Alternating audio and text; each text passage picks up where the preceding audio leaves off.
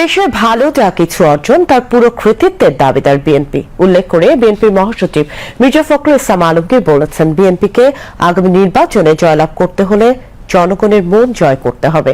তিনি আজ রাজধানীর কৃষিবিদ ইনস্টিটিউশন মিলনায়তনে বিএনপির দেশ গড়ার পরিকল্পনা শীর্ষক এক জাতীয় কর্মশালার উদ্বোধনী অনুষ্ঠানে এই কথা বলেন। দলের সিনিয়র যুগ্ম মহাসচিব অ্যাডভোকেট রুহুল কবির রিজভীর সভাপতিত্বে অনুষ্ঠানে যুগ্ম মহাসচিব হাবিবুন নবী খান সোহেল সহ দলের কেন্দ্রীয় নেতৃবৃন্দ বক্তব্য রাখেন। বিএনপি মহাসচিব বলেন, তারেক রহমান খুব শিগগিরই দেশে ফিরবেন, আর তিনি দেশে ফিরলেই বিএনপির বিরুদ্ধে সকল ষড়যন্ত্র আস্থা করে নিক্ষিপ্ত হবে।